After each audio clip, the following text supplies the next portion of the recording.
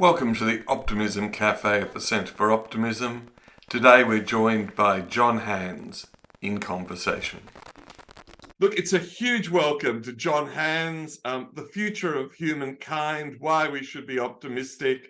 John, as you know, we celebrate optimism and we celebrate you joining us today. Welcome to the Optimism Café at the Centre for Optimism. It's my great pleasure and privilege. Thanks, John. John, the first question we ask everyone at the Centre for Optimism is, what makes you optimistic? Mandela famously said, I'm an optimist, I don't know whether it's nature or nurture.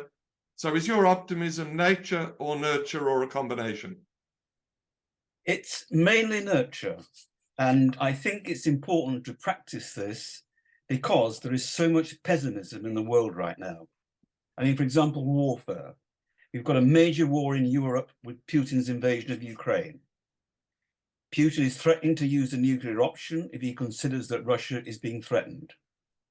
China is simulating precision strikes against key targets on Taiwan. The Israeli government's attacks on Palestinian retaliations are extending to firing rockets into Lebanon and Syria. Then there's climate change. There are widespread fears that we are not meeting our targets on reducing greenhouse gas emissions, and that this will lead to an irreversible existential threat to humankind. Global pandemics. A new study has just been released that suggests the risks of extreme pandemics like COVID-19 could increase threefold in the coming decades, and that climate change is increasing this risk, and many, many, many more. That's why it's important to nurture optimism, as I hope my book makes clear. So tell us more about the book. I've read the book, and I hope a lot more people do. So what's at the core of your book that makes you optimistic for the future of humankind? Well, I think what's unique about the book is that I look at the big picture and identify the pattern of how we have evolved, and then I project that pattern into the future. Looking at the core of what makes me optimistic, well, part one of the book evaluates current predictions that we shall become extinct. These range from extinction through warfare, including nuclear and biological, extinction through climate change and population explosion, extinction through natural disasters, including astronomical, geophysical, and pandemics, through to extinction through artificial intelligence. Like Stephen Hawking saying, quote, the development of full artificial intelligence could spell the end of the human race. I examine the scientific evidence behind all these predictions and show why they have a negligible probability of being realized. And indeed, in the cases where previous predictions can be tested against outcomes, all have been disproven. But my grounds for optimism, excuse me, are not just disproving these pessimistic predictions. In part four, I forecast what our future will be. For example, we fully emerged from other hominids some 25,000 years ago by uniquely developing reflective consciousness. That is, we were conscious of our own consciousness.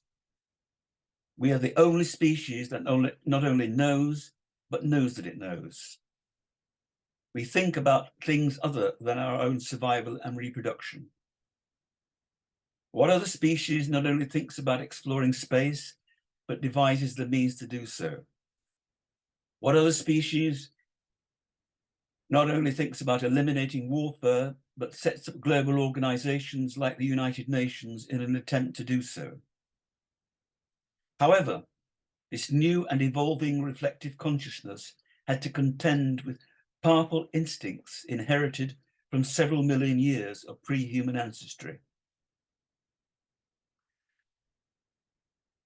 These instincts are characterized by aggression, hierarchism, and divergence into competing groups.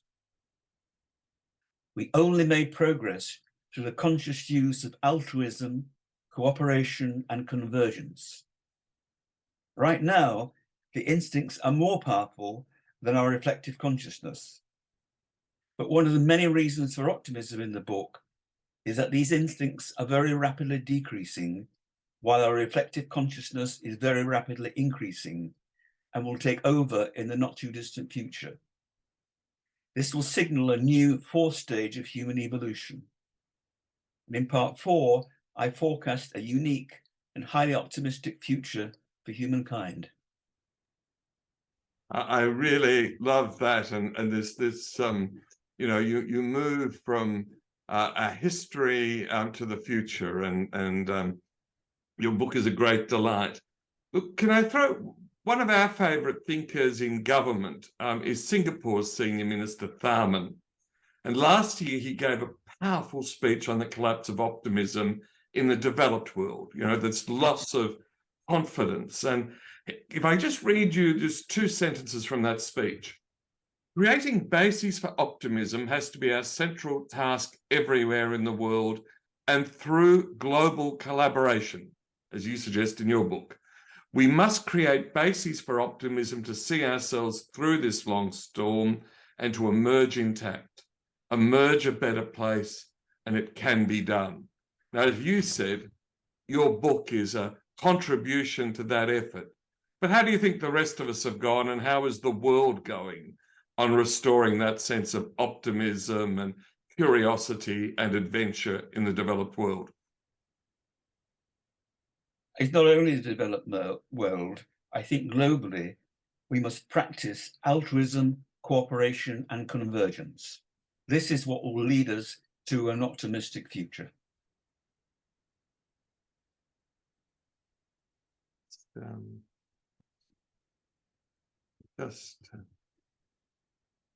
But that's really very, very inspiring, John.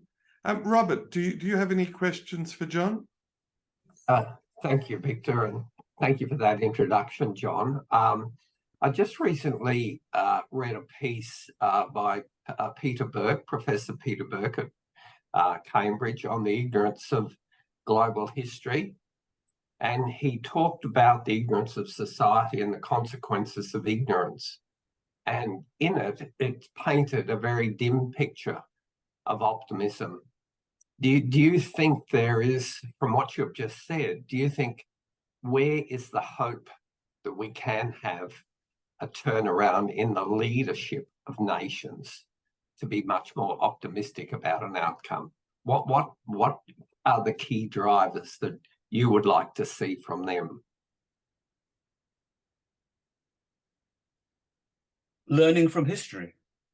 We must learn from history. What has caused our progress? I mean, if you look as relatively recently, we were engaged in warfares. I think I've quoted the figure in the book. I can't remember offhand. That so relatively recently, something like 80% of humans died through warfare. I mean,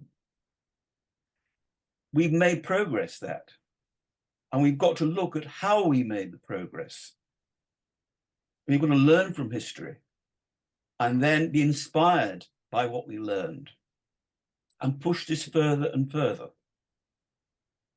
And do you think we have a debate going on in Australia at the moment about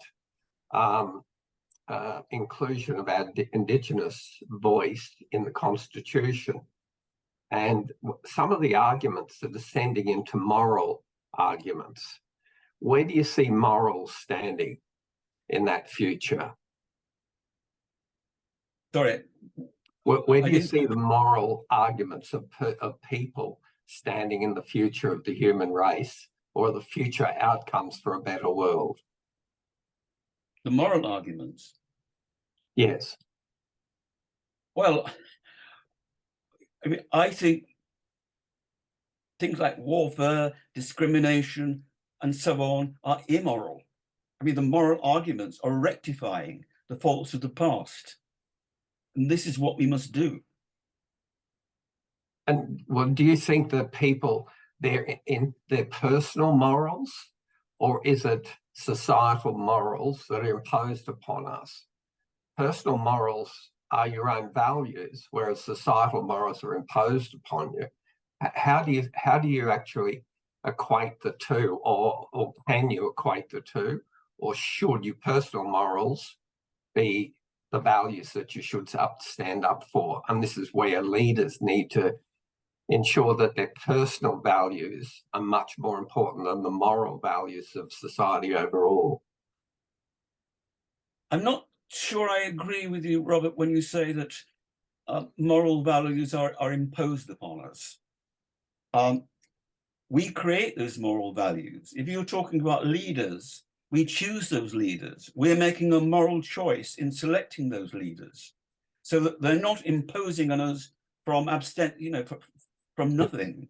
It's our choice. So it's always fundamentally, it's our choice. And then having made that moral decision, we must then demonstrate to those that we choose that these are the morals that we want. We do not want to solve the question of warfare by the question of occupation of another territory by warfare. The morality is to seek peace. Yeah. This is what we must do. These are the moral values. Mm. And when we look at optimism within those moral values, it's very hard, as you were just saying, it's very hard to see where these leaders have a foundation in their thoughts as far as optimism is concerned. Because for us, particularly in the Western world, we don't see that optimism coming through, as you just said, where there is a greater desire to acquire a greater power through acquisition or through the war machines. So do you see an optimism, as any optimism in those types of leaders? No, as I said, that right now, the inherited instincts are more powerful than our reflective consciousness. That is the case now, but we've got to change that. And we only change that if both individually and collectively we practice altruism, cooperation, and convergence. And Rob, I think one of the things that we try and do at the Centre for Optimism is help people with those habits, whether it's more positive greetings. And one of the things we've done, John, is to create a framework for a positive national narrative. So to make it easier, because most of the contemporary news media puts things in the negative. So you'd be familiar with Rosling's work, Factfulness, Steven Pinker's work at Harvard, Bill Gates's work, trying to convince people that the world is better than they read in the news. So I think, again, you're contributing very much to that.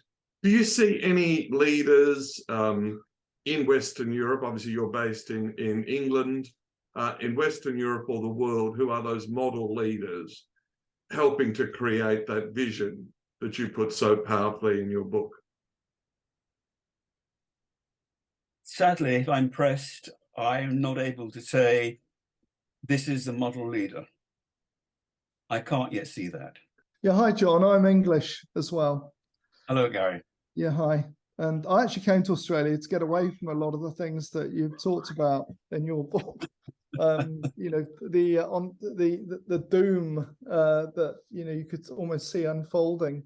I'm interested in the sort of as Victor, I'm sure knows, because he often promotes it, and it's sort of part of his story around optimism. But the habits of an optimist. We often talk about the habits of an optimist, and we here do our very best to try and instill those those habits. And increasingly, I don't know whether it's because we're always talking about optimism, but increasingly you hear others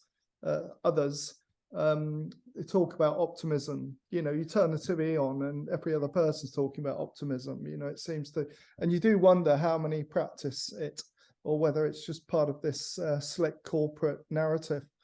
But the question is, in the future that you see, what types of habits do you see people having to adopt or needing to adopt to ensure that we don't head to Armageddon, that we are heading to some sort of utopian sort of existence?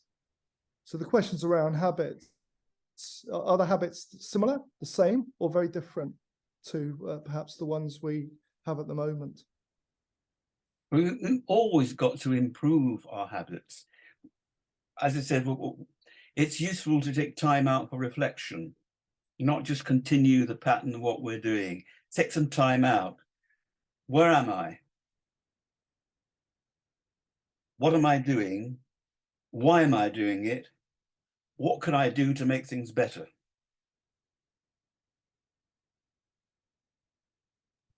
And in terms, no, thanks, John. In terms of, you know, a lot of the world's democratic, a lot of it isn't. What type of, and there's a fight between the two often that rear their ugly heads, where one blames the other for shortcomings. I'm being a bit cynical here. But, you know, I'm just wondering whether there's some system or other way of order or organization that perhaps, you know, does not exist at the moment. I mean, how do you see the future being one of a democratic existence, or do you see it as something extremely different to perhaps what we have at the moment that perhaps doesn't involve politicians? And you know, it's a very different type of thing. You know, I'm talking about innovation of the system here. You know, the hypothesis is that we're all in it together. We're all on this planet that's very fragile, and we're all sort of pulling at different forces. And the default seems to be, you know, two young men on a battlefield with no weapons because they've exhausted their ammunition. I mean, that's where we always seem to end up through history. You know, I'm just wondering, the question is, John, sorry about that. The question really is around, how do you see the future world being organized to exist in a more meaningful, sustainable way? And Garry, can I just add to your question? Because I'm fascinated with the last page of John's book, which opens with, to explore the nature of the human cosmic consciousness, we must move beyond science and into metaphysics. And as you know, we've just celebrated Easter, Passover, we're in the middle of Ramadan as well. And so many people are, as you say, John, reflecting, thinking where they're going. So I think it's, if we can ask that mixture of Garry's, you know, how will mankind innovate? And how will your evolution into this higher level of consciousness occur? Yeah, can I just say first that I beg to disagree with what I think Garry had said, that we always end up in the same place. We don't. We have made progress. It may not seem a great deal of progress. I agree with that. It's far, far from what we need to achieve, but we have made progress.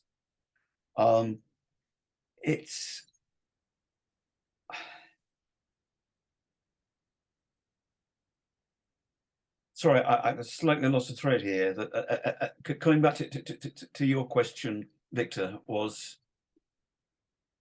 So I was asking you, I'm intrigued. I love exploring spirituality and religion, and our website. Yeah. We've got optimism for Ramadan, optimism for Passover, optimism for Easter, optimism for Marxism. Now, the most popular page, Google tells us, is Mother Julian of Norwich. It's followed by the Italian Marxist Gramsci with his pessimism of the intellect and optimism of the will. So we love exploring optimism, and I love exploring human consciousness through spirituality.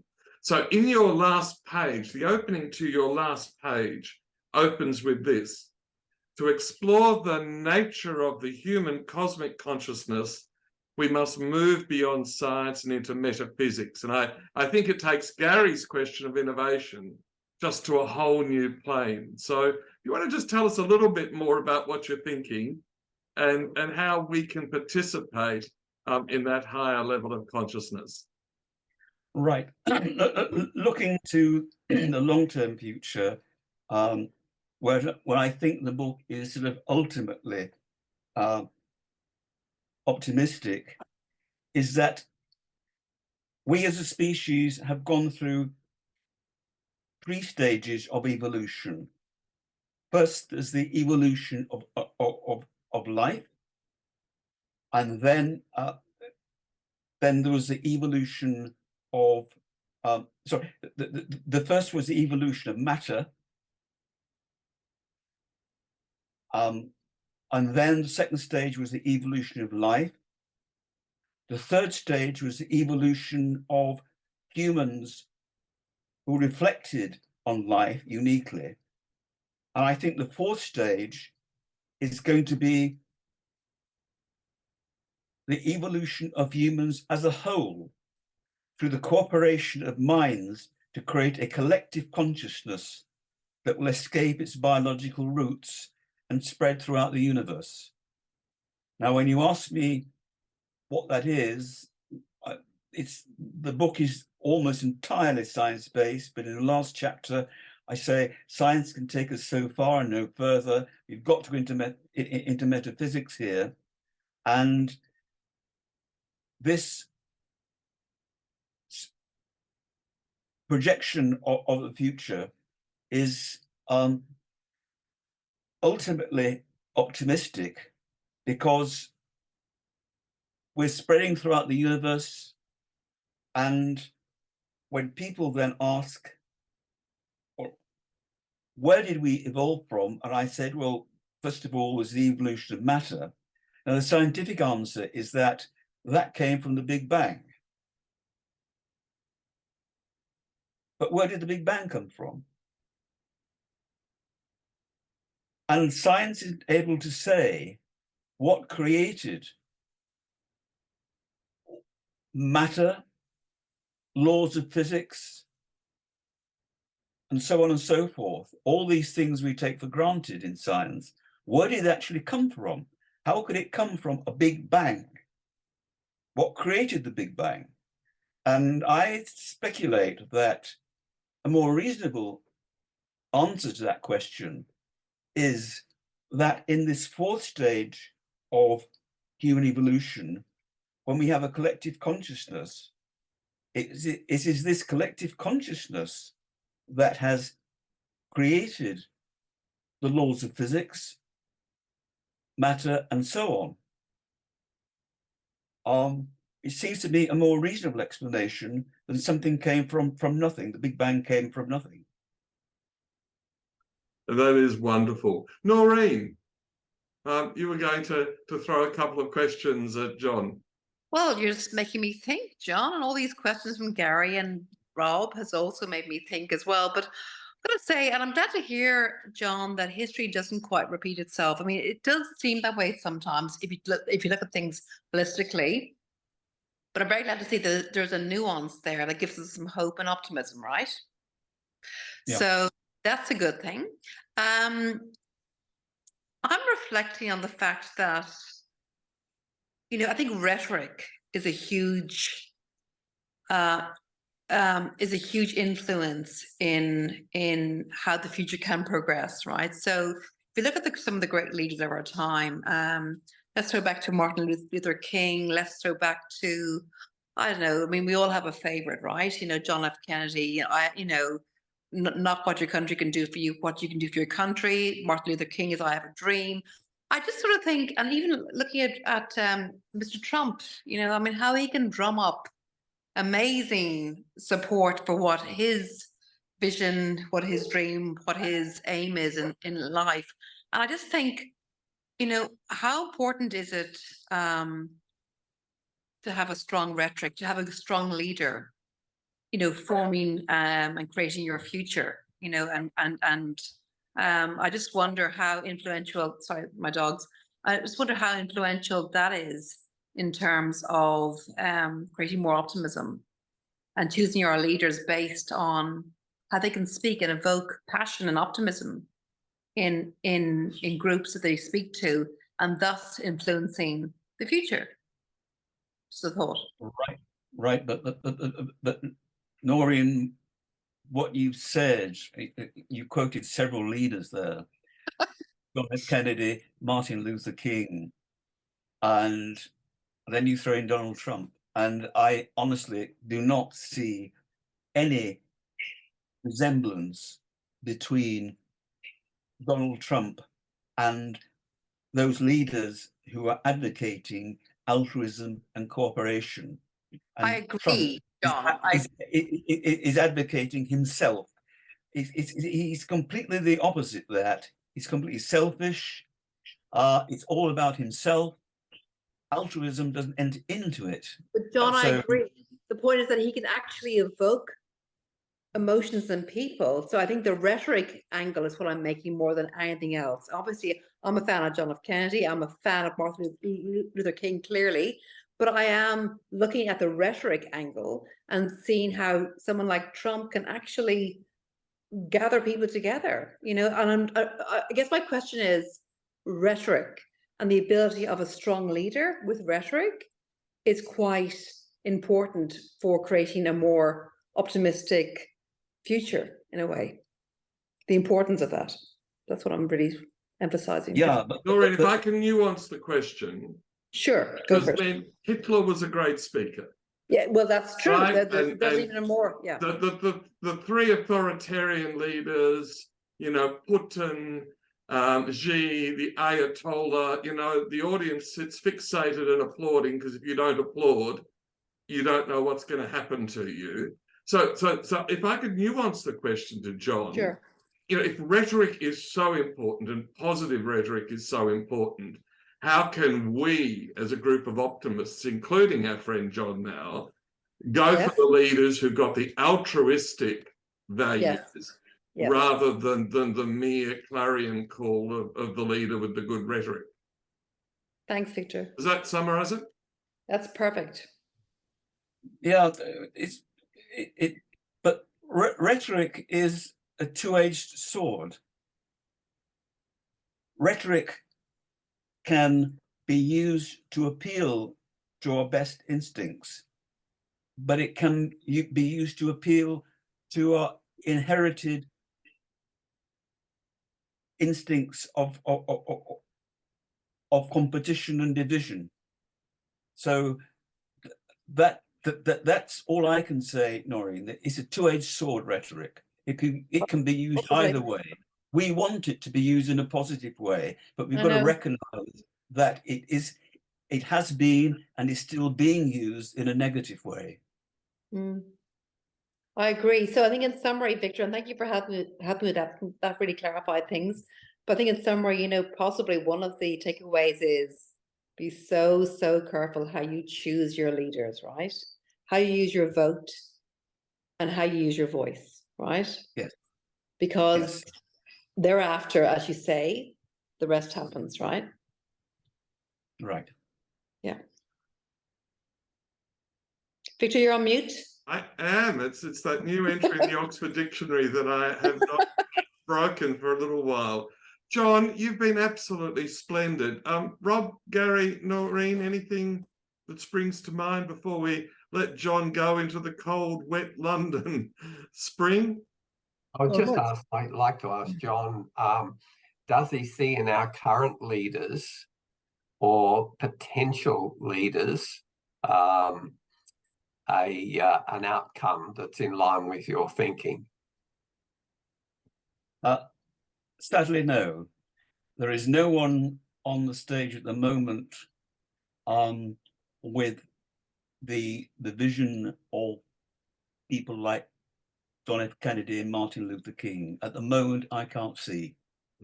This is why we've got to work hard to get those leaders, to identify people who have this vision and try and get them elected.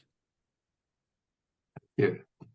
Well, I think the work you've done on the narrative, Rob, is you know, as Garry says, you know, we're hearing the word optimism more often because we keep sending out the message. And one of the things you'd like about what we do, John, is whenever we see a leader using positive language in a good cause, we always make sure to praise them and reinforce that. So, John, you are one of those leaders. Your book is splendid. It fits my thinking. And you've been very generous to join us today. So is there anything we didn't ask you or that you'd like to conclude with a message that we'll share with our membership and the world? I think, well, first of all, it's a privilege, and I'm honoured to join you. And I think the outgoing message is that we must always remember what our long-term aims are and keep this in mind always. Wonderful. Well, look, Rob, Garry, Noirin, thank you for joining me in this wonderful event with John. John, you've been very generous. Thank you so much. And we look forward. When's your next book coming up? Well, actually, my next book is likely to be a novel. Huh? Ooh la la. Hopefully utopian rather than dystopian. Exactly. I become quite intrigued with genres like solar punk, which restore us back to that science fiction of the 60s and 70s, where, you know, it was a better world rather than a dystopian world of The Handmaid's Tale and the like. Well, we hope you enjoyed that episode of the Optimism Café at the Centre for Optimism. We'd love to get you involved in our work. The website is up there on the screen, centreforoptimism.com. You can sign up for our blog or membership and get deeply engaged. As I had an email today from someone who thanked me for our survey, saying she'd never got deeply into understanding her optimism and thanked us for that.